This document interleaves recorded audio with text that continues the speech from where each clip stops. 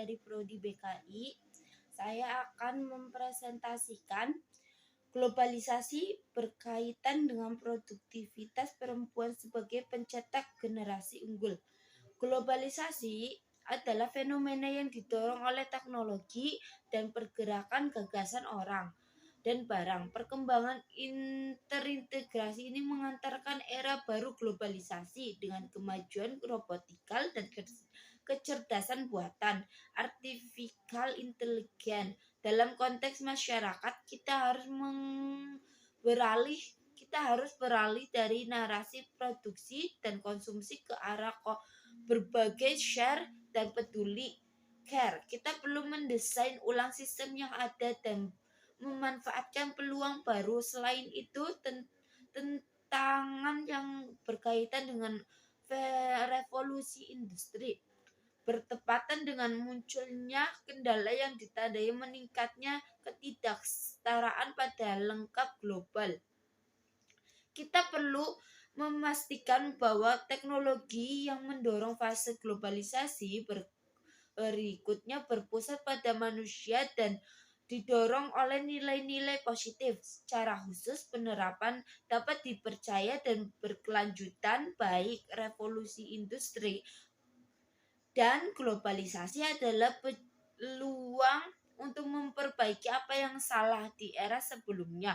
Hal itu dimulai dengan membangun komitmen bersama untuk masa depan, berjuang untuk kebaikan bersama, menjaga martabat manusia, dan bertindak sebagai penelayanan bagi generasi mendatang. Memainkan peran yang menentukan dalam membentuk peluang dan resiko. Tetapi agar globalisasi memiliki peluang, kita menuntut agar tidak ada yang tertinggal dan kita semua perlu menciptakan globalisasi yang adil dan setara. Cukup sekian dari saya. Wabillahi taufiq wal hidayah. Wassalamualaikum warahmatullahi wabarakatuh. Baik, saya akan melanjutkan. Saya Saifkan Nurabin sebagai pemateri juga. Melanjutkan materi yang tadi dibacakan oleh rekan saya Mita. Perempuan atau emak-emak dan laki-laki itu memiliki kesetaraan yang sama, sehingga perempuan dan laki-laki mempunyai kesempatan, akses, serta peluang yang sama sebagai sumber daya pembangunan.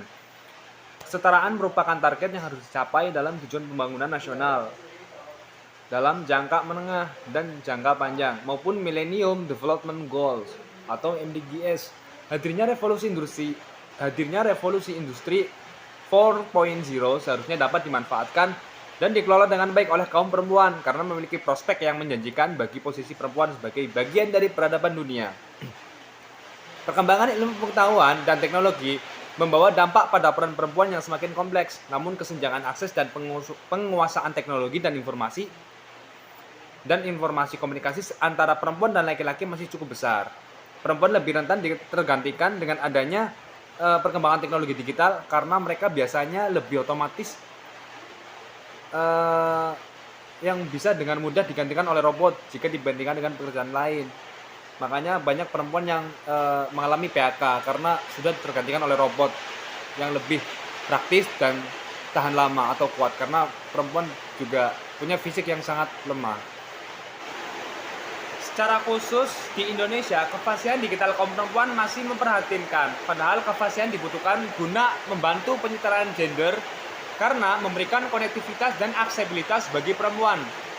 Kefasihan digital adalah cara seseorang untuk memanfaatkan teknologi untuk menjadi produktif. Misalnya, bagaimana perempuan dapat menggunakan teknologi untuk terlibat dalam e-dagang. Penyebab rendahnya kefasihan digital kaum perempuan dinilai akibat mereka masih menggunakan teknologi dan produk digital sebagai konsumen. Perempuan misalnya hanya menggunakan media sosial untuk berinteraksi saja, tidak dimanfaatkan dengan baik sebagai peluang usaha yang baik. Selain itu, kurikulum pendidikan Indonesia dinyatakan belum beradaptasi dalam era digital saat ini. Hal itu juga meningkatkan outcome mereka dalam pendidikan pekerjaan dan kemajuan tingkat partisipasi perempuan di bidang SDM. Dan itu juga baru mencapai 30%.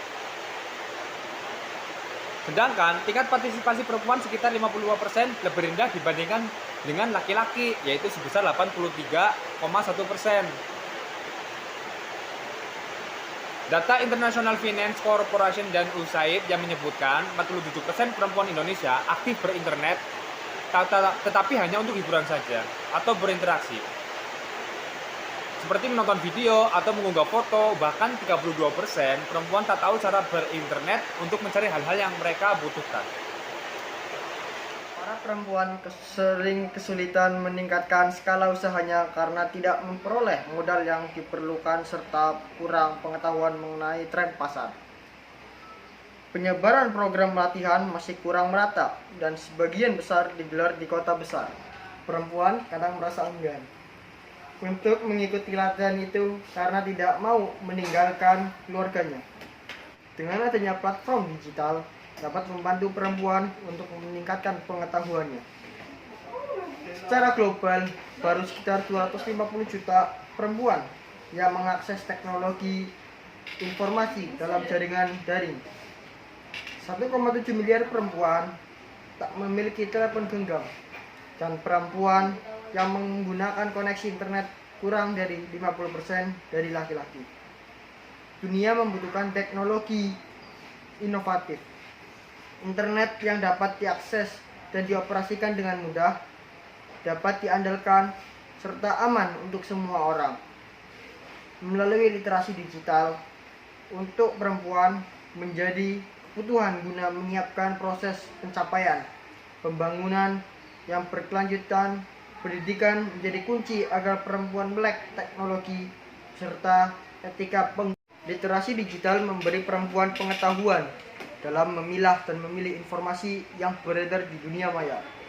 Di tengah pesatnya kemajuan teknologi, masih banyak perempuan yang belum memiliki akses internet. Tanpa kemampuan menavigasi dunia digital, kesempatan perempuan untuk maju semakin sukar. Kaum perempuan membutuhkan lompatan besar agar bisa bersaing di era ekonomi. Perkembangan teknologi pasar berupa transaksi dalam jaringan atau daring bisa dimanfaatkan oleh ibu-ibu rumah tangga. Indonesia bisa menjadi pusat perkembangan ekonomi mikro berbasis digital melalui kontribusi dari kaum ibu dengan cara menguasai pasar digital. Hal ini akan berimbas kepada pendapatan masyarakat dan membuka lapangan kerja. Selain itu, dengan dibukanya kesempatan menembus pasar digital, kaum ibu bisa meningkatkan produktivitas, memberdayakan perempuan dengan pendampingan, mampu memberikan lompatan karena kemampuan dan pola pikir mereka berkembang sehingga mampu meningkatkan produktivitas. Pasar daring di era ekonomi digital memberikan mereka kesempatan mengembangkan usaha di rumah sehingga kaum ibu lebih leluasa membagi waktu. Perempuan bisa lebih berpartisipasi di dunia kerja sambil mengasuh anak di rumah menjadi anak yang sehat, cerdas, dan berkualitas, berkarakter, serta berintegritas tinggi.